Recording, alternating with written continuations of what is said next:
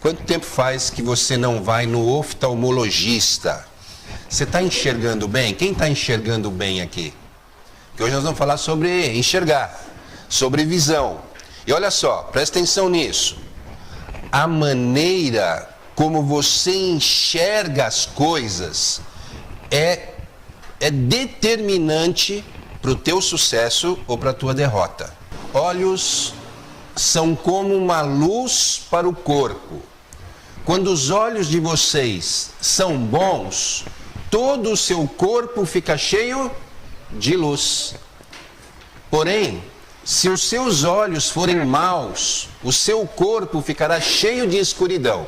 Assim, se a luz que está em você virar escuridão, como será terrível essa escuridão?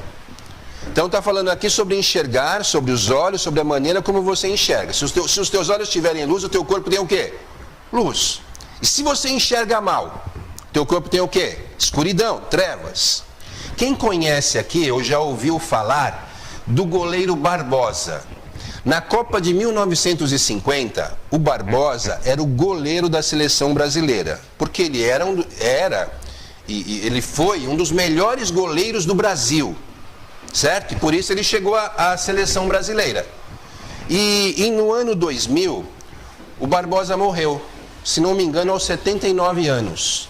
E um jornalista falando sobre o Barbosa disse assim, eu estava assistindo o programa, o Barbosa morreu de tristeza. A tristeza matou ele. Por quê? Porque na Copa de 50, o Brasil chegou à final contra o Uruguai. Maracanã, naquela época, tinha 200 mil pessoas. Pensa que 200 mil pessoas num estádio. Hoje, eu não sei, acho que não tem estádio no mundo que comporte isso. Comporta bem menos da metade. 200 mil pessoas assistindo o jogo e acreditando que o Brasil ia ser campeão. Tinha tudo para ser campeão. Primeira Copa aqui no Brasil, né? Seleção estava indo bem, chegou à final contra o Uruguai. 2 minutos do segundo tempo, o Brasil marca o primeiro gol. Foi uma festa. Agora vamos levantar o caneco. Só que daqui a pouco, ali na metade do segundo tempo, o Uruguai empata. 1-1. Bom, ainda estamos na disputa. Só que ali acho que foi 34, 36 do segundo tempo, não me lembro ao certo. O jogador do Uruguai entra pela ponta direita. O Barbosa está no gol. O Barbosa, depois deu uma entrevista e falou assim, toda a bola ele cruzava lá para a área para o atacante vir fazer o gol. Quando ele entrou, eu pensei que ele ia cruzar e deu um passo para frente. Ficou um cantinho aqui, ó. Ao invés dele cruzar, ele chutou, a bola entrou, gol do Uruguai. E talvez, se você já viu a reportagem, é aquele momento em que 200 mil pessoas no Maracanã ficaram mudas. Já viu isso? É até assim comovente. Acabou o jogo, ficou um silêncio que era assim uma coisa absurda. Ninguém falava nada, ninguém levantava, alguns chorando, jogadores no campo chorando, o Maracanã em silêncio. Quem elegeram como culpado? O Barbosa. Ou seja, um dos grandes goleiros da seleção brasileira, campeão diversas vezes no Vasco, campeão de torneio Rio São Paulo, campeão de torneios internacionais, chegou à seleção por mérito, defendeu, só que as pessoas não conseguem enxergar o que ele foi e o que ele fez, só conseguem ver o erro. Eu acho isso absurdo, porque tinha que ser feito como uma homenagem para ele, como uma pessoa que prestou serviços à nossa pátria, numa coisa que o brasileiro gosta muito, que é o futebol. E quando lembram dele, falam, o Barbosa, aquele que tomou o gol Não, gente. Olha como são os nossos olhos. Por que eu estou dando esse exemplo? Porque nós, vou incluir todos nós, seres humanos, às vezes temos a mania, o hábito de enxergar o erro. Um lance, um jogo, e não o histórico. Não o que ele fez, não o que ele foi. Sabe o que ele disse um dia numa entrevista? Ele falou assim, olha, eu sou o homem mais prejudicado no Brasil, porque eu fui condenado Eu já estou condenado a um erro para mais de 50 anos. E o máximo que um presidiário cumpre de pena no Brasil é 30 anos. Já estou a 50. Que me condenam. Porque as pessoas, então, pegaram aquele momento. Quem está entendendo o que está sendo falado aqui? De você enxergar a coisa do jeito que ela tem que ser enxergada. E não do jeito que falam. Você tem que pegar e ver o histórico. E não um momento. Porque é uma injustiça. Só que nós, muitas vezes, fazemos isso no nosso dia a dia. Ao invés de enxergar o que nós temos que enxergar, nós enxergamos o que não deveríamos enxergar. Ou damos muita ênfase ao que não deveríamos dar ênfase. Então, eu falo isso aqui por 2 motivos. Primeiro motivo, para que a tristeza não invada o teu coração, porque as pessoas veem a tua vida de uma maneira errada.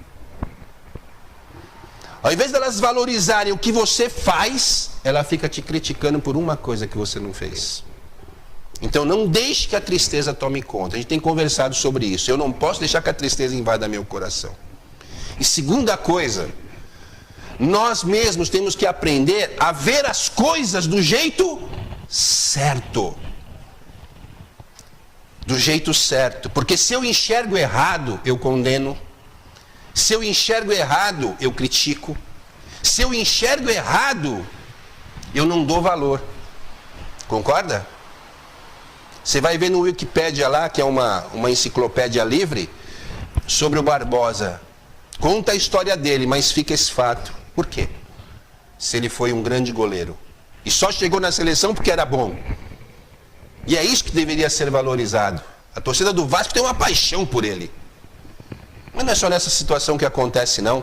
Jesus falou uma parábola em Mateus, no capítulo 20, que Jesus falou assim: um homem tinha uma vinha. Aí ele saiu numa praça para contratar trabalhadores para a sua vinha. Então ele foi de manhã bem cedo. Chegou lá cedinho na praça e falou: gente, eu tenho uma vinha e eu quero contratar vocês para trabalhar na minha vinha. Quem topa? Ah, eu. Tá bom, eu vou dar no final do dia para vocês 1 moeda de prata. Tudo bem? Tudo. Então vamos lá. Eles foram bem cedinho na vinha, os trabalhadores lá. Quando foi meio-dia, esse homem patrão, né, foi na praça de novo. Gente, eu preciso de mais pessoas lá. Quem está lá não está dando conta. Quem quer ir? Eu. Pegou mais pessoas e levou para a vinha.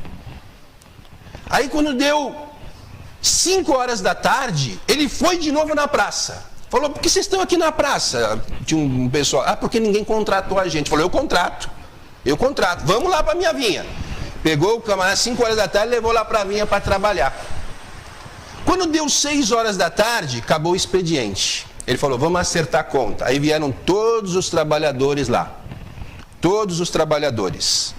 Aí, a começar pelos últimos que tinham sido contratados, pelos que tinham sido contratados às 5 da tarde, ele pegou 1 moeda de prata e deu para cada um deles. Os que tinham chegado cedo estavam pensando, né? Estavam olhando lá. Olha o olhar. Bom, se ele que chegou às 5 recebeu 1 moeda de prata, a gente vai receber mais. Certo? Aí o patrão deu 1 moeda de prata, foi para o que tinha entrado às 3 deu 1 moeda de prata, para o que tinha entrado meio-dia deu 1 moeda de prata, e para o que tinha entrado às 8 da manhã, 1 moeda de prata. Você acha, qual é o teu olhar? Que o patrão foi justo ou injusto? Como você enxerga? Olha o nosso olhar. Você acha que ele foi bom ou que ele foi mal? Qual é a tua opinião? Vamos ver a opinião dos trabalhadores. Abre aí Mateus capítulo 20, versículo 11. Vê se você conhece alguém assim. Estamos falando de olhar, da maneira de enxergar as coisas. Porque eu posso enxergar que aquele patrão foi muito mal, eu posso... Porque ele foi muito bom, muito generoso. São 2 olhares diferentes. Eu posso ter os 2, ou um ou outro. O que eles falaram aí? Em Mateus, né? pegaram o dinheiro e começaram a... Começaram o quê? Resmungar contra o patrão. Quem conhece alguém aqui que resmunga? Porque o olhar aqui poderia ser outro. Poderia ou não poderia? Olha, obrigado por você ter me contratado. Porque eu trabalhei e porque eu ganhei o meu dinheiro. Poderia ser esse olhar? Poderia, não poderia? Mas qual foi o olhar? Esse cara é um infeliz. O que diz o versículo seguinte aí? Dizendo, estes homens que foram contratados por último, trabalharam somente 1 hora. Mas nós aguentamos o dia todo debaixo desse sol quente. No entanto, o pagamento deles foi igual ao nosso. Eu não estou grato porque eu trabalhei, porque você me contratou. Eu estou bravo porque o outro ganhou igual.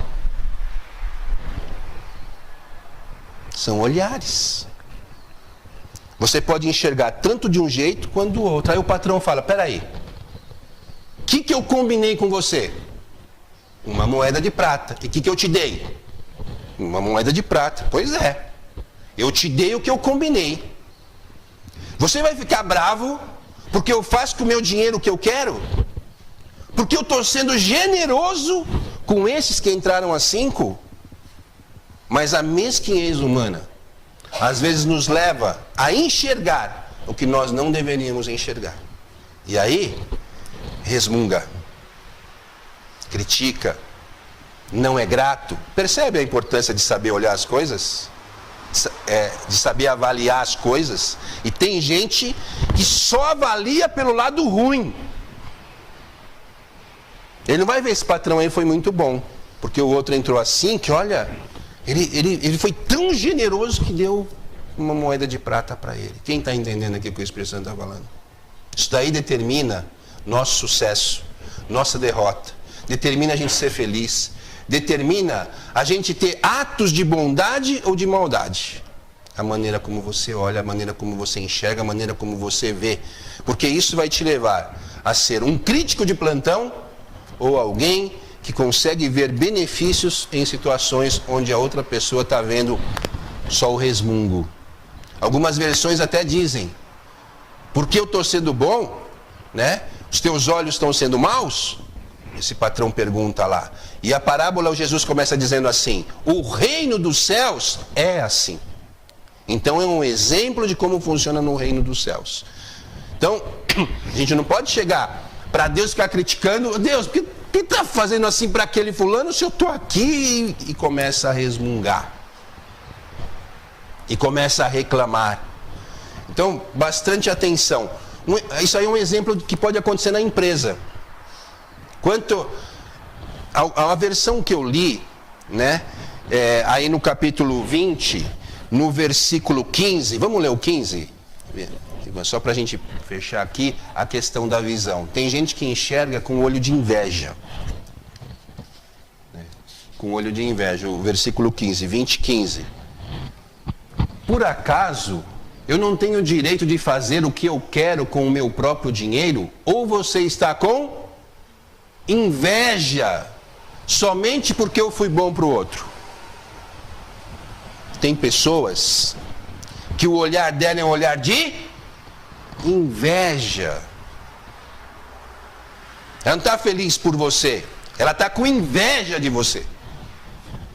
Por que a Karina entrou às 5 da tarde e ganhou uma moeda de prata? E eu aqui desde as 8 da manhã ralando, ganhei uma moeda de prata. Também igual a Karina. Ó. É um olhar de inveja. Quem conhece pessoas que têm esse olhar aqui de inveja? Estou dizendo aqui, estou dizendo das pessoas que a gente conhece. Que enxerga a vida assim, desse jeito aqui, ó. E mais uma ilustração.